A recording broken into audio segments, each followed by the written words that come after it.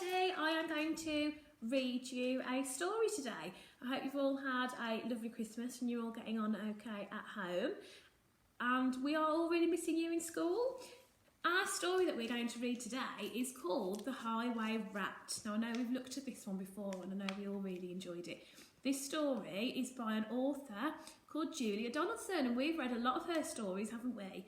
Okay, so today this is the one we're going to be reading.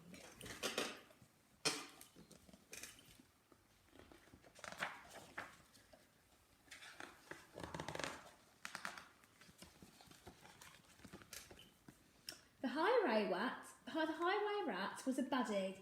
The highway rat was a beast. He took what he wanted and ate what he took. His life was one long feast. His teeth were sharp and yellow. His manners were rough and rude. And the highway rat went riding along the highway and stealing the travellers' food.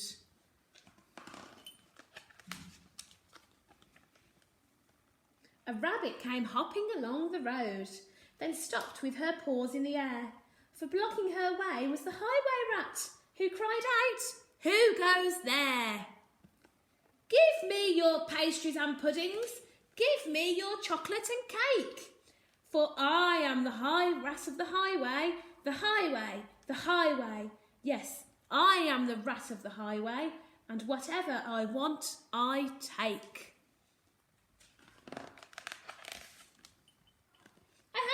"Cakes," the rabbit replied.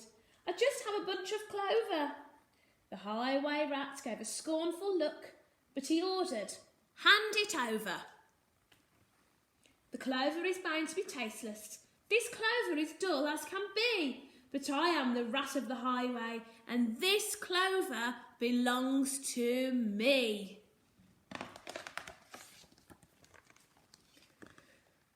A squirrel came bounding along the road, then stopped with a shake and a shiver, for reining his horse was the highway rat, who thundered, "Stand and deliver. Give me your buns and your biscuits, give me your chocolate eclairs, for I am the rat of the highway, the highway, the highway. Yes, I am the rat of the highway. And the rat thief never shares." "I have no buns," the squirrel replied. "I just have a sack of nuts." The robber snatched the sack and snarled, "I'll have no ifs or buts. These nuts are probably rotten. These nuts are as hard as can be. But I am the rat of the highway, and these nuts belong to me." Some ants came crawling along the road, then stopped with a somersault. For baring his teeth was the highway rat, who bellowed a deafening, "Halt! Give me your sweets and your lollies, give me your toffees and chews, for I am the rat of the highway, the highway, the highway. Yes, I am the rat of the highway, and nobody dares refuse." "We have no sweets," the ants replied. "We just have this nice green leaf." "Oh, no, you don't. No, not any more," declared the highway thief. "This leaf is nasty and bitter. This leaf is as thin as can be. But I am the rat of the highway, and this leaf belongs to me." With never a please or a thank you, the rat carried on his way. Milk from a cat, flies from a spider, he once stole his own horse hay. The creatures who travelled the highway grew thinner and thinner and thinner, while the highway rat grew horribly fat from eating up everybody's dinner. A duck came waddling down the road, then stopped with a "How do you do?" "I see you have nothing," the rat complained. "In that case, I'll have to eat you." "I doubt if you're terribly juicy. Most likely you're tough as can be. But I am the rat of the highway, the highway, the highway. Yes, I am the rat of the highway, and I fancy a duck for tea." "Hang on," quacked the duck, "for I have a sister. with goodies you might prefer. I know that she'd love to meet you, and I am certain that you'd like her.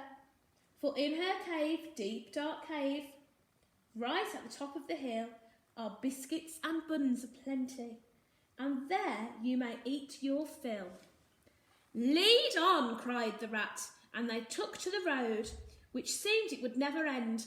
Onwards they rode and upwards, bend after bend after bend. At last they came to a lonely cave, and the duck began to quack. She quacked, "Good evening, sister, sister, sister." And sister, sister, sister, a voice from the cave came back. "Do you have cakes and chocolate?" the highway robber cried. "And chocolate, chocolate, chocolate," the voice from the cave replied. "Then I'm coming to take them," the rat of the thief yelled. His greedy eyes grew round, and "Take them, take them, take them," came back the welcome sound. The highway rat leapt off his horse, into the cave he strode. The duck took hold of the horse's reins and galloped down the road. Faster and ever faster, following all the bends, the plucky young duck went riding, riding, riding, galloping down the highway back to her hungry friends. Then they shared out the food from the saddlebags and feasted all night long. Bright were the flames of the bonfire, loud was the music and song. Wild was the moonlight dancing, merry the cheer and chat, for now they could live in freedom, safe from the highway rat. And as for the rat in the echoey cave, he shouted and wondered till he found his way out of the darkness on the other side of the hill. A thinner and greyer and meeker rat, he robs on the road no more, for he landed a job in a cake shop, a cake shop, a cake shop. And they say he still works in the cake shop, sweeping the cake shop floor. And that's the end of our story. I hope you have enjoyed it, and we will be back next week to read you another story. Have a lovely week and a lovely weekend, and we will see you next week.